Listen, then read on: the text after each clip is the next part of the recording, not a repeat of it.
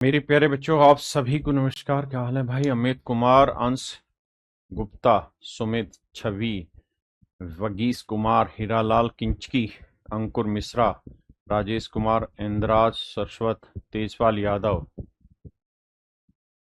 पूजा यादव, अंकुर चौधरी, हिमांशु यादव, दिव्यांशु कुमार, अंकुर चौधरी, निखिल। मेरे प्यारे बच्चों, आप सभी को नमस्कार, आप सभी का स्वागत है। आइए मेरे बच्चे, आज हम जो पढ़ने जा रहे हैं वो एक नया चैप्टर है। लेकिन ये जो चैप्टर है ये अपने आप में बहुत ज़रूरी, बहुत इम्पोर्टेंट चैप्टर है।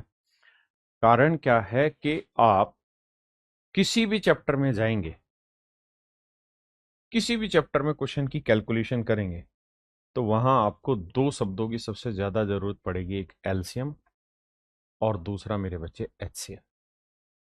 ये दो शब्द अपने आप में बहुत ज़रूरी है। तो मेरे प्यारे बच्चों, आज हम जो डिस्कस करने जा रहे हैं उस चैप्टर का नाम है एलसीएम एचसीएफ। जी तन्नू गुप्ता मेरे बच्चे, आज हम जिस चैप्टर को डिस्कस कर रहे हैं उसका नाम है एलसीएम एचसीएफ। एलसीएम को हिंदी में कहते हैं लघुत्तम समापवर्त्य। लघुत्तम समापवर्त्य।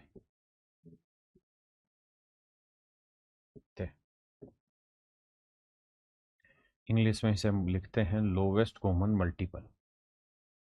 Lowest common multiple.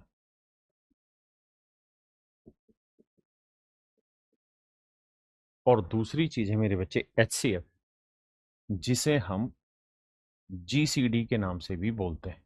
जब आपने क्लास में पढ़ा होगा, जब आप 9th 10th क्लास में होंगे तो उस समय एचसीएफ कम पढ़ा होगा, जीसीडी ज्यादा पढ़ा होगा। हिंदी में इसे हम कहते हैं महत्तम समापवर्त्य। महत्तम समापवर्त्य।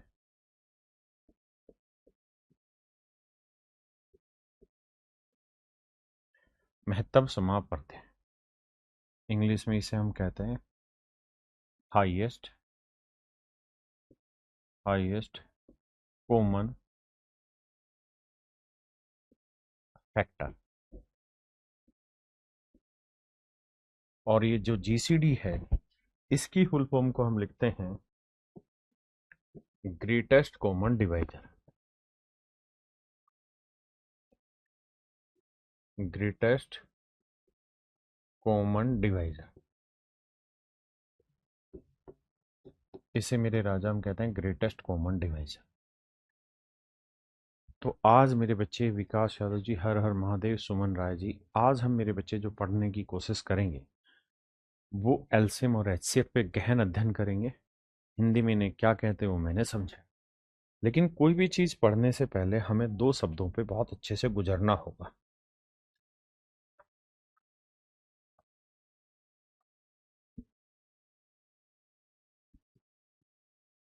एक शब्द होता है जिसे मल्टीपल कहते हैं,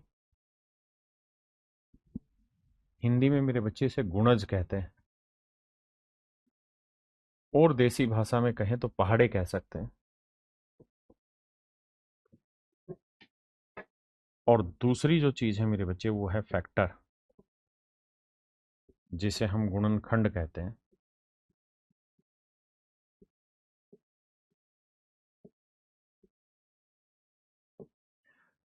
गुणनखंड कहते हैं।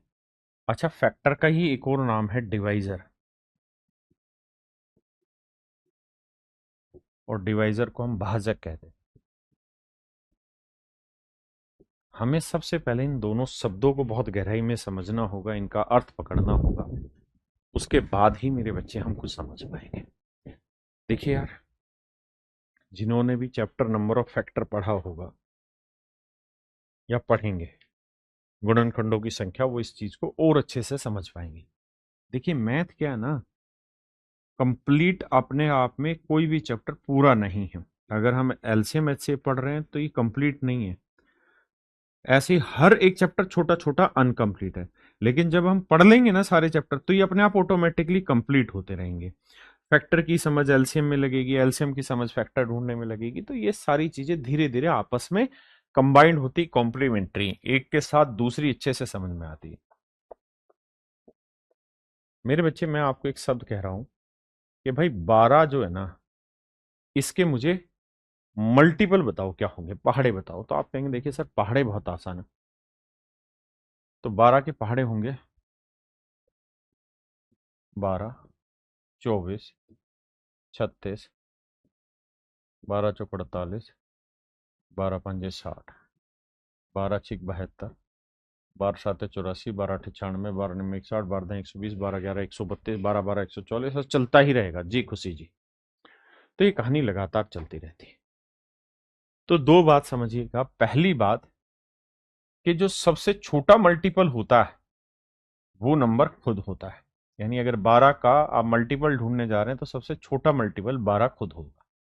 दूसरा, नंबर ऑफ मल्टीपल जो होंगे, नंबर ऑफ मल्टीपल यानी गुणजों की जो संख्या होगी वो अनंत होगी, इन्फिनाइट होगी। ठीक है जी। लेकिन वही अगर हम फैक्टर की बात करें, गुणनखंड की बात करें, भाजक की बात करें, डिवाइजर की बात करें, तो इसका मतलब है मेरे बच्चे कि भाई वो नंबर बताओ जो 12 को भाग दे सकते हैं या 12 को टुकड़ों में तोड़ा जा सकता है। तो आप कहेंगे 1, 2, 3, 4, 6, 12। 12 केवल इन्हीं से ही भाग हो सकता है या 12 के यही टुकड़े तोड़े जा सकते हैं। क्या आप मेरी बात समझ पाए? तो यहां पे भी दो बात खास रखना विशेष रूप से, क्या कि जो इसका सबसे बड़ा फैक्टर होता है ना, वो कोई और नहीं, वो नंबर खुद होता है। जबकि मल्टीपल में जो सबसे छोटा मल्टीपल होता है वो कोई और नहीं, वो नंबर खुद होता है। दूसरी चीज, जो नंबर ऑफ फैक्टर्स होते हैं, नंबर ऑफ फैक्टर्स आपके पेपर में एक सवाल पूछा गया था नंबर ऑफ फैक्टर पे इस तरह। तो नंबर ऑफ फैक्टर फाइनाइट होते हैं, बोले तो निश्चित होते हैं, संख्या में निश्चित होते हैं, अनिश्चित नहीं होते। ठीक है जी। मतलब दो होंगे, चार होंगे, तीन होंगे, पांच होंगे, छह होंगे, 500 होंगे, लेकिन फिक्स है, लिमिटेड नंबर होते हैं। ठीक है जी। अब मेरे बच्चे, मैं आपसे कुछ सवाल कर रहा हूं। मैं आपसे ये कह रहा हूं कि यार आप मुझे 6 और 9 के मल्टीपल ढूंढ के बताइए क्या हो। 6 और 9 के मल्टीपल ढूंढ के बताइए क्या होंगे। तो आप कहेंगे देखिए सर, और आराम से समझिएगा, जितना धीरे धीरे समझा रहा हूं उतना ही धीरे धीरे समझने की कोशिश करिएगा, बट गहरा समझिएगा। ठीक है। और जिनको जल्दी समझ आता है वो इन सारी चीजों को रिकॉर्डेड वर्जन देखा करें स्पीड बढ़ा के। तो आप कहेंगे कि सर देखो, 6 के मल्टीपल होंगे 6, 12, 18, 6 चौक 24, 6 पंजे 30, 6 छिंग 36, 6 साते 42, 6 अठे 48, 6 नीम 54, 6 दही 60 एंड सो ऑन। जबकि मैं कहूं कि यार 9 के मल्टीपल बताओ, 9 के गुणज बताओ, 9 के पहाड़े बताओ, तो आप फैक्टर नहीं, पहाड़े मल्टीपल, तो 9 एकम 9, 9 दूनी 18, 9 तिया 27, 9 चौक 36, 9 पंजे 45, 9 छिक 54, 9 साते 63 एंड सो ऑन। तो मेरे बच्चे, मैं आपसे जो बात कर रहा हूं, खुशी बेटा आपने एक बार मैसेज लिख दिया, बात खत्म, बार बार नहीं, वरना फिर वो ब्लो कर देते हैं जब बार बार एक ही कमेंट करते हो। तो मेरे बच्चे, कहानी ये है कि अगर मैं आपसे बात कहूं कि यार 6 और 9 का एलसीएम निकाल के बताइए, एलसीएम निकाल के बताइए, लघुत्तम समाप प्रत्यय ज्ञात करिए। तो आप कहेंगे सर, एलसीएम का मतलब हुआ लोवेस्ट कॉमन मल्टीपल।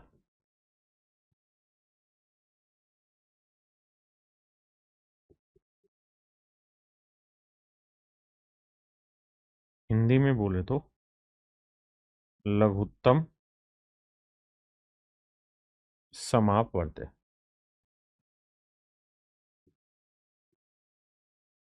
लघुत्तम समापवर्त्य। मेरे बच्चे, बात है एलसीएम, लोवेस्ट कॉमन मल्टीपल, लघुत्तम समापवर्त्य। हाँ जी। अब आपने यहां दो तीन चीजें पढ़नी। पहली चीज जो आप पढ़ने जाएंगे वो ये कि आपको मल्टीपल ढूंढने, तो आपका जवाब है जी, हमने 9 के भी मल्टीपल ढूंढ दिए और 6 के भी मल्टीपल ढूंढ दिए। फिर अगला पॉइंट आपको पढ़ना है, कॉमन ढूंढना है मल्टीपल। तो कॉमन ढूंढना है तो देखो सर, 18 कॉमन है, ढूंढ दिया, बिल्कुल ठीक है जी। 36 कॉमन है जी, ढूंढ दिया, बिल्कुल सही बात है। 54 कॉमन है जी, ढूंढ दिया, बिल्कुल ठीक। तो पहले मल्टीपल करें, फिर हमने उनमें कॉमन ढूंढे, और कॉमन में भी जो सबसे लोवेस्ट है, जो सबसे कम है, जो सबसे छोटा, उसे ढूंढो। तो सबसे छोटा 18 है, तो इसका मतलब सर इनका जो एलसीएम होगा वो कुछ और नहीं 18 होगा, और यही मेरा आंसर। तो ये जो लोवेस्ट वर्ड है, इसको अब बड़े ध्यान से समझना कि इस लोवेस्ट वर्ड का मतलब क्या होता है। यानी मल्टीपल में जो कॉमन आए, उन कॉमन में भी जो लोवेस्ट आया, that is called, my dear student, lowest common multiple, and that is called लघुत्तम समापवर्त्य एलसीएम।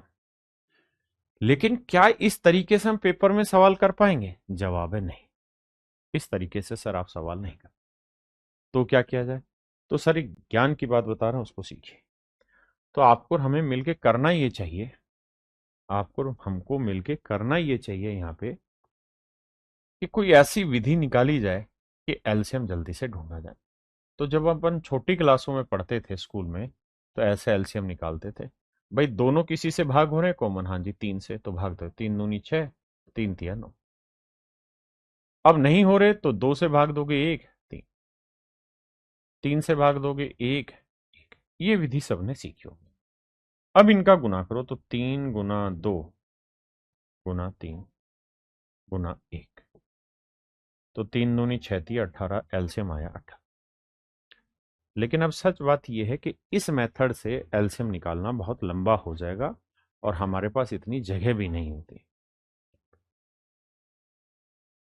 मेरी बात समझ रहे हैं? अब बात करते हैं कैसे निकालना है पेपर में सवाल को। तो उसका एक तरीका है कि आप 6 और 9 दोनों के फैक्टर निकालिए। तो आप कहेंगे जी 6 के फैक्टर हुए 3 गुना 2, मैंने कहा ओके। और 9 के फैक्टर हो गए जी 3 की पावर 2, मैंने कहा ये बात भी ओके। अब अब मेरे बच्चे, जब आप एलसीएम निकालने जाते हैं ना, तो एलसीएम में एक ही तरीका अपनाना है पहचान का, कि जो कॉमन नंबर है, जैसे 3 दोनों जगह, उसमें बड़ी पावर क्या है? 2, वो उठा लो, 3 की पावर 2।